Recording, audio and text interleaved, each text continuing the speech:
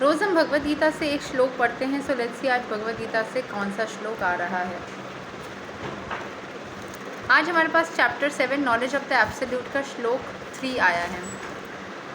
मनुष्यानं सहस्रेणु कस्यचित् यतति सिद्धया ये यततं आपि सिद्धणां कस्चिन्मम वेत्ति तत्वता। Out of many thousands among men, one may endeavor for perfection, and of those who have achieved perfection, hardly one knows me in truth. तो thousands of भक्तों के बीच में सब कोई परफेक्शन को अचीव करना चाहते होंगे, और जिन्होंने अचीव कर लिया है परफेक्शन, सही तरीके से भक्ति करना, कैसे ईश्वर को प्राप्त करना अचीव कर लिया है, उसमें से भी शायद कोई एक ही भगवान को एक्चुअल रूप में जानता होगा।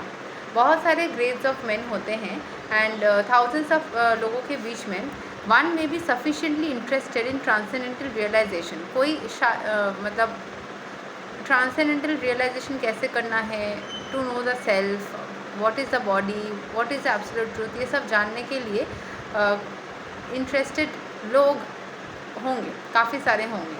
Generally Mankind is simply engaged in the animal propensities, namely eating, sleeping, defending and mating, and hardly anyone is interested in transcendental knowledge. The first 6 chapters of the Gita are meant for those who are interested in transcendental knowledge, in understanding the self, the super self, and the process of realization by Jnana Yoga, and discrimination of the self from matter. तो बहुत सारे forms of meditation होंगे, बहुत सारे तरीके से हम भगवान को प्राप्त करने के या ट्रांसेंडेंटल नॉलेज में जाने के लिए कार्य कर सकते हैं। एक होता है जैसे ज्ञान में, एक होता है ध्यान करके, एक होता है खुद को सबके साथ समान रखते हुए। However, Krishna can be known only by persons who are in Krishna consciousness. Other transcendentalists may achieve impersonal Brahman realization, for this is easier than understanding Krishna. Krishna is the supreme person, but at the same time he is beyond the knowledge of Brahman and Paramatma. The yogis and jnanis are confused in their attempts to understand Krishna.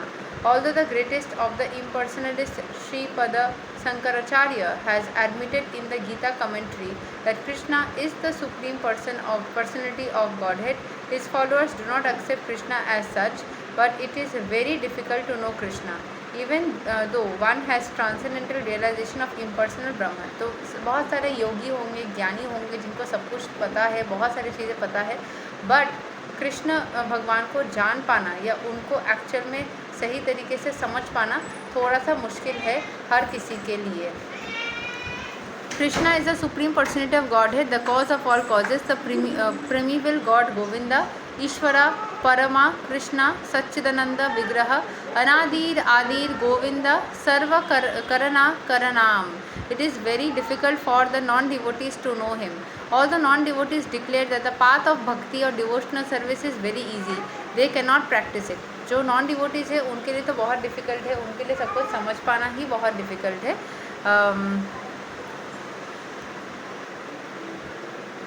Then why do they take up the difficult one. लेकिन जो भक्त होते हैं वो भक्ति में बहुत difficult path को फॉलो करते हैं। ठीक है, तो यहाँ पे बोला जा रहा है कि भक्ति प्रैक्टिस अगर इतना डिफ़िकल्ट है तो लोग भक्ति करते क्यों हैं। भक्ति करना, रूल्स रेगुलेशंस को फॉलो करना, ये इसीलिए करते हैं क्योंकि devotional service of the lord that ignores the authorized Vedic literatures like Upanishad, Puranas, Narada, Panchatantra is simply an unnecessary disturbance in the society. Devotional service को इग्नोर करना गलत है, उसको डिवोशनल सर्विस में रहना सही है। It is not possible for the Brahman realized impersonalist or the Paramatma realized yogi to understand Krishna, the supreme personality of Godhead, as the son of Mother Yashoda or the charioteer of Arjuna. Even the great demigods are sometimes confused about Krishna. Mohayanti yat suraya mamatu veda na kasachana. No one knows me as I am, the Lord says. जैसे बहुत ज़्यादा भक्ति करोगे तो आपको भी ये चीज़ लगने लग जाएगा कि मुझे तो कोई नहीं समझता, मेरे बारे में किसी को कुछ पता ही नहीं, कोई जानता ही नहीं है, मुझे क्या अच्छा लगता है क्या नहीं लगता है। तो ये चीज़ होता है। And if one does know him then सा महत्मा सुदुर्लभा, ऐसा मिलना बहुत ही रेयर है। Therefore, unless one practices devotional service to the Lord, अगर डिवोशनल सर्विस फॉलो ही नहीं करोगे, उनको जानने की इच्छा ही नहीं रखोगे, उनके साथ समय बिताना करोगे ही नहीं, तो फिर जान ही नहीं पाओगे। अगर ये सब कुछ करोगे तो शायद कोई एक उसमें से ऐसा मिल जाए जो कि बहुत ग्रेट स्कॉलर या फिलोसोफर नहीं है या है और उसको भगवान के बारे में पता है।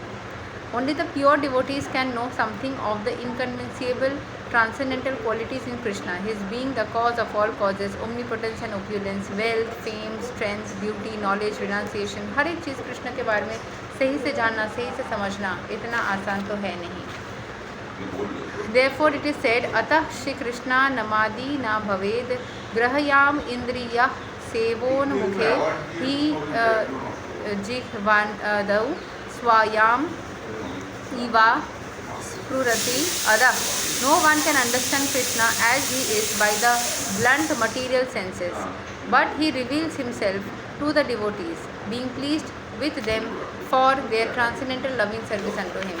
So कोई कृष्ण को भले ही समझ ना पाए, बट एटलीस्ट कृष्ण के प्रति आपका जो प्रेम है, जो एनर्जी आप देते हो, उससे कृष्ण आपसे प्लीज्ड होकर के आपके साथ में कनेक्टेड फील करते हैं। तो this is what I have for you today. अगर आपको भगवद गीता पढ़ना है तो आप ज़रूर से Bhagavad Gita as it is के चैप्टर 7 के सारे श्लोक पढ़ सकते हैं। आज हमने श्लोक नंबर 3 पढ़ा। Thank you so much. Hare Krishna, Radhe Radhe, जय श्री राम।